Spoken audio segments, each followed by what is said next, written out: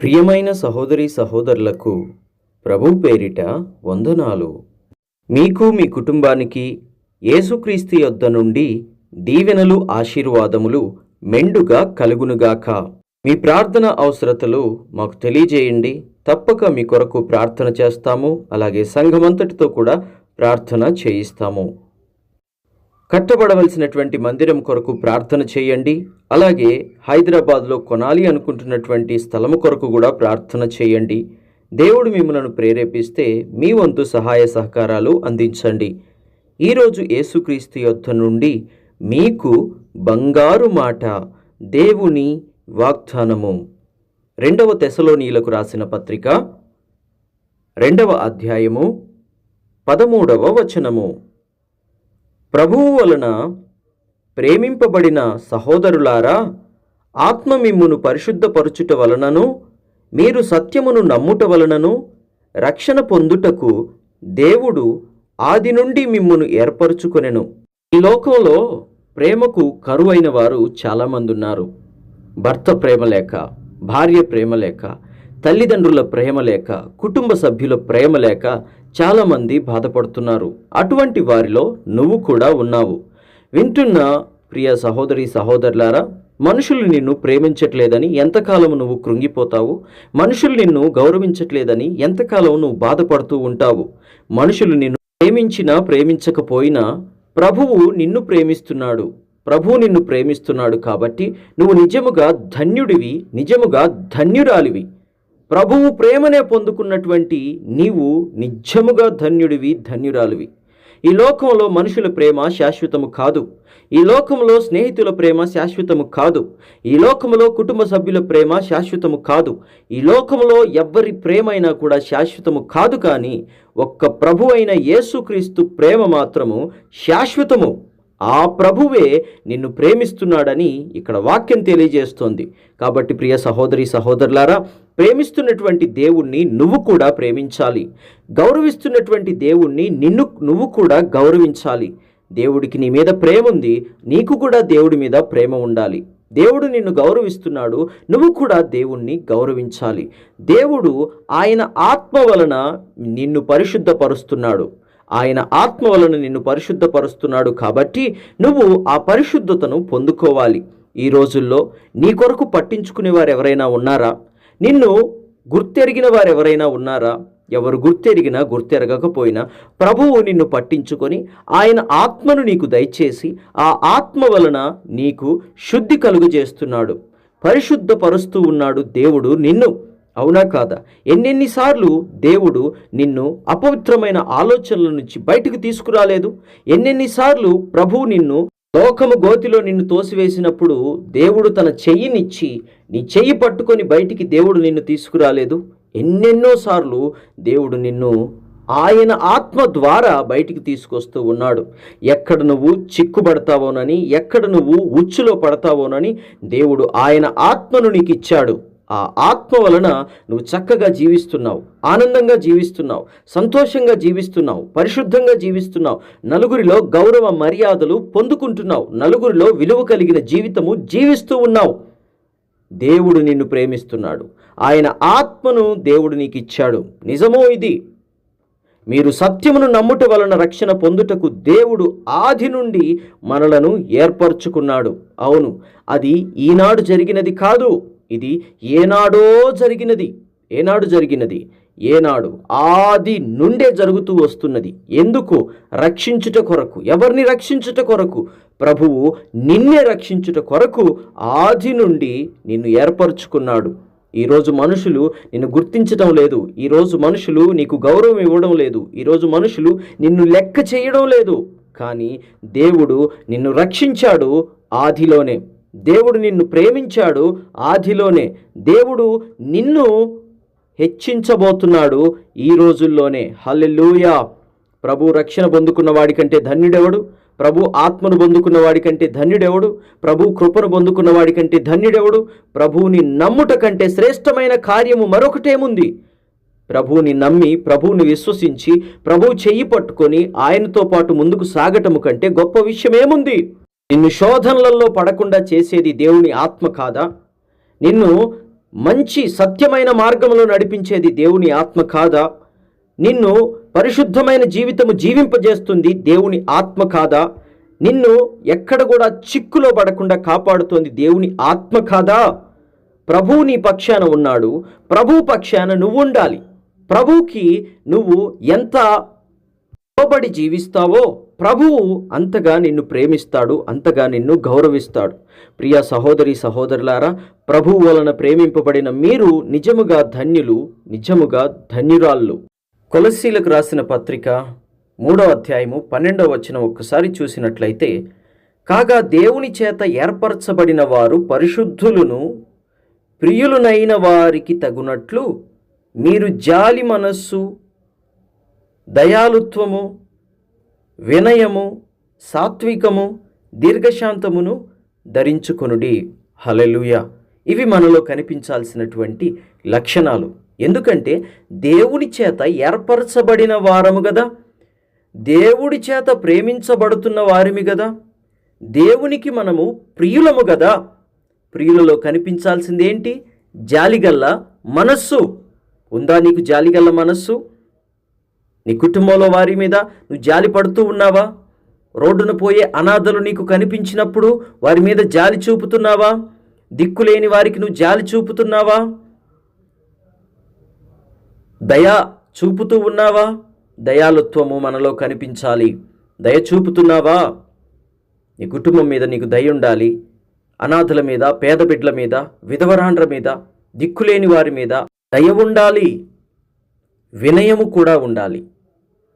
నీ యజమానికి లోబడాలి, భర్తకు లోబడాలి, పెద్దవారికి లోబడాలి, అన్నిటికంటే ముఖ్యంగా దేవునికి లోబడాలి. ఈ మనసు నీలో ఉందా? ఎందుకంటే నువ్వు పరిశుద్ధుడివి, పరిశుద్ధురాలివి, దేవునికి ప్రియుడవు లేక దేవునికి ప్రియమైన బిడ్డవు. కాబట్టి వినయము నీలో ఉండాలి. ప్రభు ఏ రోజైనా నిన్ను ప్రేరేపించి ప్రార్థన చేసుకోమని చెప్తే నువ్వు నిద్రపోతూ ఉన్నా సరే నిద్రలో నుంచి లేచి మోకరించి ప్రార్థన చేసుకోవాలి. ప్రభు నిన్ను ఈ పని చెయ్యొద్దు అంటే దేవునికి వినయము చూపించాలి, విధేయత చూపించాలి. దేవుడు నిన్ను ఈ కార్యము చెయ్యమంటే దానికి వినయము చూపించాలి, విధేయత చూపించాలి. వినయము నీలో ఉండాలి, సాత్వికం ఉండాలి. ఎందుకు సాత్వికము? మనం దేవునికి ప్రియులము కాబట్టి మనలో సాత్వికం ఉండాలి. గయ్యాలితనము కాదు, అడ్డగోలుతనము కాదు, అన్యాయపు మాటలు కాదు. నువ్వు ఏం మాట్లాడుతున్నావో ప్రభువుకి తెలుసు, నువ్వు ఏం చేస్తావో ప్రభువుకి తెలుసు. కాబట్టి సాత్వికమైన మనస్సు నీలో ఉండాలి. సాత్వికమైన మనస్సు, సాత్వికమైన నాలుక, సాత్వికమైన జీవితము నీకుండాలి. దీర్ఘశాంతం ఉండాలి. ఏదైనా ఒక విషయం విన్న వెంటనే కంగారు పడిపోయి, తొందరపడిపోయి మాట జారొద్దు, కోపపడవద్దు. దీర్ఘశాంతం ఉండాలి. వినదగును ఎవ్వరి చెప్పినా వినినంతనే వేగపడక అని తెలుగులో ఒక సామెత ఉంది కదా. ఏ విషయాన్ని గూర్చైనా విన్న వెంటనే కోప్పడద్దు. దీర్ఘశాంతం ఉండాలి. నిన్ను హింసిస్తున్నప్పుడు దీర్ఘశాంతం ఉండాలి. ఎందుకంటే నువ్వు ప్రభువుకి ప్రియుడవు, ప్రభువుకి ప్రియమైన బిడ్డవు కాబట్టి. ప్రభువును సిలువ వేస్తున్నప్పుడు వారు ఎంత హింసించారు? ప్రభువుని వారు బాహాటంగా అవమానపరుస్తున్నప్పుడు ప్రభు ఎంత సహించాడు? ఆయనలో ఉన్న దీర్ఘశాంతము వర్ణనాతీతము. ఈ ప్రపంచం మీద, ఈ చరిత్రలో ఇంతవరకు క్రీస్తులో ఉన్నటువంటి దీర్ఘశాంతము ఎవరిలోనైనా చూడగలవా? ఎక్కడైనా చూడగలవా? నువ్వు ఎక్కడా చూడలేవు. మనం ఎక్కడ కూడా చూడలేము, ఎవరిలో కూడా చూడలేము. అంతటి దీర్ఘశాంతము కలిగినటువంటి దేవుడు ఎవరు అంటే ప్రభువైన యేసుక్రీస్తు. దీర్ఘశాంతమును మనము ధరించుకోవాలి. తొందరపడి మాట్లాడే మాట నుండి విడుదల పొందుకోవాలి. ఆ మనసు మార్చుకోవాలి. తొందరపాటు పనికి రాదు. తీర్పు తీర్చకుడి, మీకును తీర్పు తీర్చబడదు. ఒకవేళ మీరు తీర్పు తీరిస్తే మీరు తీర్పు తీర్చినట్లుగానే మీకు కూడా తీర్పు తీర్చబడుతుంది. మనిషి ఏమి విత్తుతాడో అదే కోస్తాడు. తొందరపడి నోరు జారితే మీకు అదే వస్తుంది. తొందరపడి నింద వేస్తే మీకు అదే వస్తుంది. తొందరపడి చేయి జారితే మీకు అదే వస్తుంది. తొందరపడి నీ ఇష్టం వచ్చినట్టుగా చేస్తే తిరిగి అది నీకే వస్తుంది. కాబట్టి ప్రియ సహోదరి సహోదరులారా, కొలస్సీలకు రాసిన పత్రిక 3వ అధ్యాయము 13వ వచనం ఈ విధంగా అంటోంది. ఎవడైనను తనకు హాని చేసెనని ఒకడనుకొనిన ఎడల ఒకరిని ఒకడు సహించుచు ఒకరిని ఒకడు క్షమించుడి.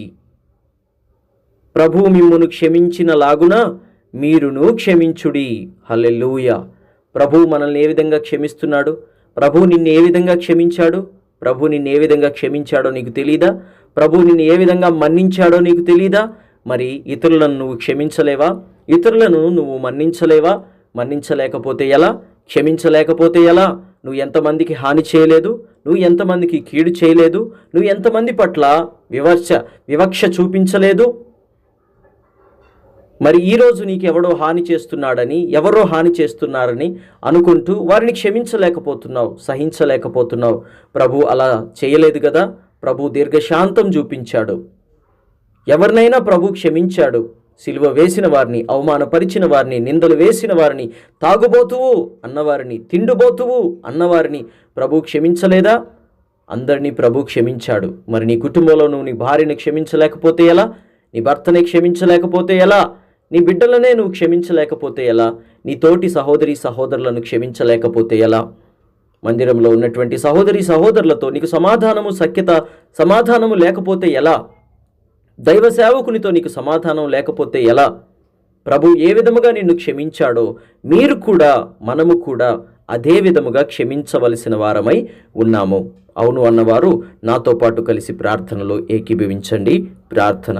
తండ్రి, నీకు వందనాలు, స్తుతులు, స్తోత్రాలు నాయన. ప్రభువా, నీ వలన మేము ప్రేమింపబడిన వారము నాయన. మేమందరము కూడా నీ ఆత్మ వలన నడిపింపబడుతున్న వారము నాయన. నీ ఆత్మ వలన పరిశుద్ధులు మగుచున్నాము. నీ ఆత్మ వలన పరిశుద్ధమైన జీవితం జీవిస్తున్నాము.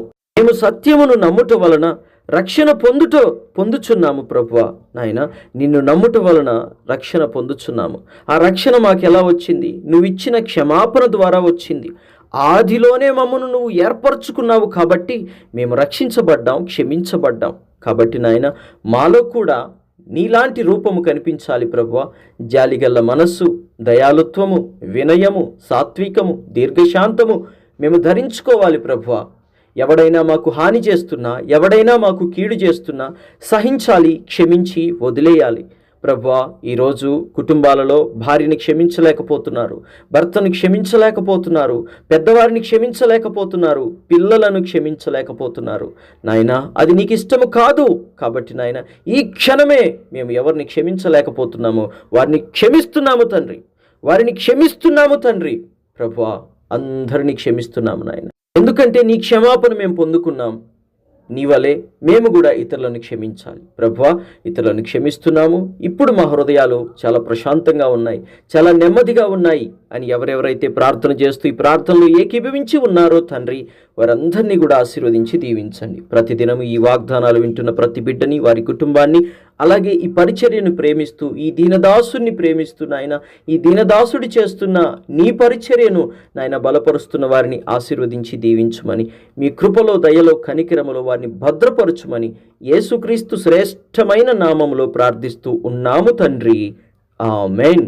తండ్రి, కుమార, పరిశుద్ధాత్మ త్రియేక దేవుని ప్రేమ, దీవెన మీకు, మీ కుటుంబానికి ఈ రోజంతా తోడుగా ఉండి చక్కగా నడిపించునుగాక. ఆమేన్. ఎంతో ప్రయాసతోనూ భారముతోనూ చేస్తున్నటువంటి ఈ పరిచర్యకు సహకారులుగా ఉండండి. మీ కానుకలను, అర్పణలను స్క్రీన్ మీద కనిపిస్తున్నటువంటి అకౌంట్ నెంబర్కి పంపించి దేవుని పరిచర్యలో సహకారులుగా ఉండండి. దేవుని వాక్యం సెలవిస్తోంది, ఇవ్వుడి మీకు ఇవ్వబడును అని. మనిషి ఏమి విత్తుతాడో అదే కోస్తాడు అని. మీరు గొప్ప ఆశీర్వాదాల పంట కోయుదురుగాక. ఆమెన్.